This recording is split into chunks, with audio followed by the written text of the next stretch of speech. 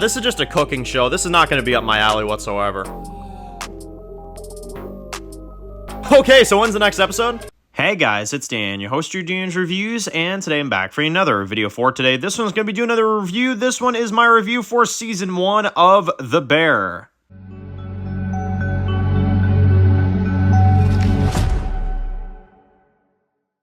Alright guys, this one's going to be doing a review today, this one's going to be doing a review for today, this one's going to be doing a review for Season 1 of The Bear. So, this one was a highly requested one. I heard some people recommending me this series, so I decided to go ahead and watch it. And dear God, it was awesome. It was awesome. So, I'm currently, as I'm recording this right now, I'm in late Season 2, so we're not going to discuss anything about the second season. Basically, what I'm going to be doing with this show is because I'm kind of playing catch-up, and I'm trying to watch the 3 seasons that are out, obviously, and, you know, try to make it to where we are currently right now.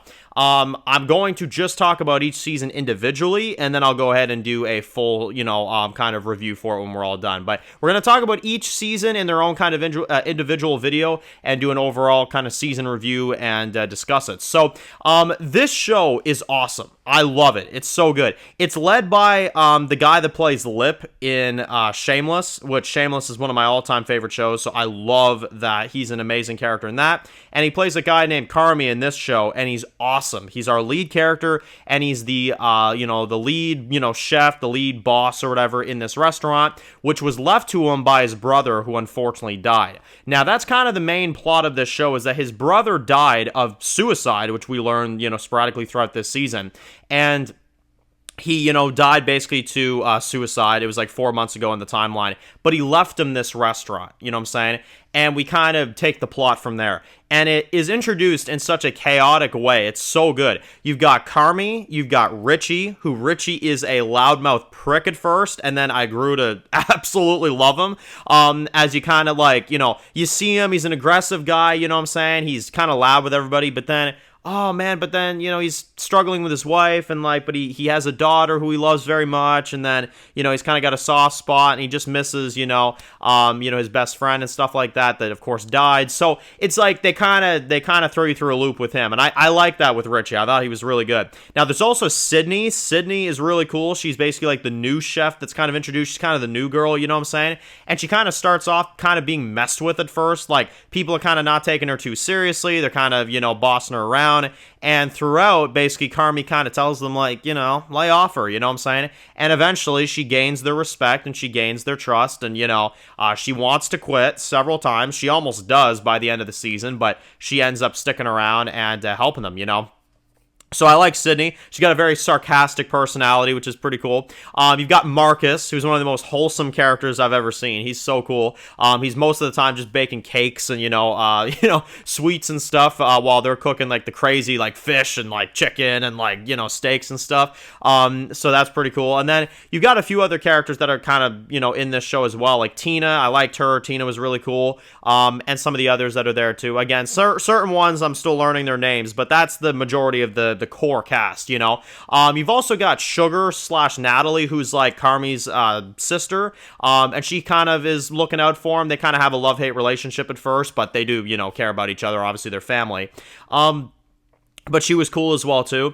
And it's just, I mean, it's a chaotic show, and I mean that in the best way possible. Like, I was overwhelmed watching most of this season. I mean, they're yelling at each other half the time, like, you do this and you do that, you get the fuck out of my way, and this and that, you know? And it's really exciting. And honestly, half the time I'm watching this show, I feel like I'm watching, like Gordon Ramsay or something, like something crazy like that, you know what I'm saying, with like a full cast of characters. But it's really entertaining. It's really good. One thing in particular that stood out to me is in the 7th episode of this season, most of that episode is shot in one take. Besides like the opening, most of that is shot in one take. That's impressive to me, because like for like 20 minutes straight, the camera is following them around and they're freaking the fuck out. And each actor, and this is something I gotta point out, each actor in this show is on point. Like, seriously, each actor done their job, and each actor is believable. You know what I'm saying? And that's what hooked me to the show instantly. I mean, it was insane. And one of the things that I do want to point out is that the brother who died, and I've geeked out at this, obviously, because you guys know I'm a Walking Dead fan. I didn't even know he was in this show, but Jon Bernthal plays the dead brother via flashbacks in this, which I was like, okay, that's awesome. That's another motivation for me to continue this show.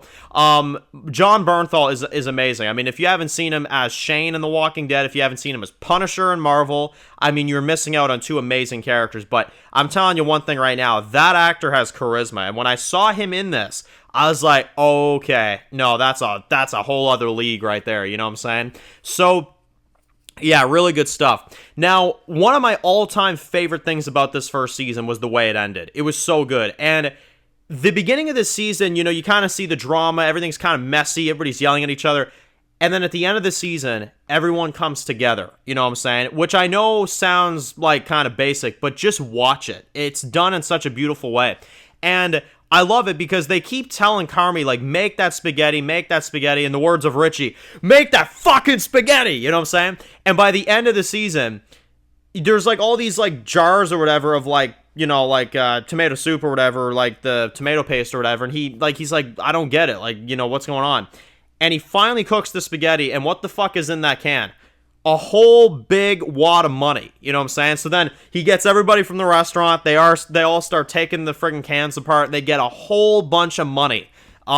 Insane, absolutely insane. And they basically decide by the end they're gonna open an entirely new restaurant. They're gonna upgrade. They're gonna make it better. They're gonna make it bigger, better, whatever. And it's all because of what his brother left him. Wow. And you get that scene at the end where you've got like Carmy and he's smiling, and then it cuts to the flashback and his brother is smiling at him, you know, like, oh man, beautiful stuff, man. It actually got me kind of emotional at the end, I'm not gonna lie. What an amazing first season. Like, seriously, what an amazing first season. I seriously, like, I'm shocked because usually when shows are so talked about by people, it's the most 50-50 thing. Like, I watched, House of the Dragon and, like, The Boys and stuff, and I was like, yeah, those are talked about and they're really great, you know? And then I watch other stuff like Yellowstone, and I'm just like, what the fuck is the praise about this shit? You know what I'm saying? But this show, dear God, it's good. So, post comments down below on this. Obviously, I'll be reviewing Season 2 and Season 3 as well, too. I'll probably have some mods around here just in case somebody wants to spoil stuff, because I've seen up to near the end of Season 2, but I haven't seen Season 3 yet. So, I'm going to be reviewing this season per season, you know what I'm saying?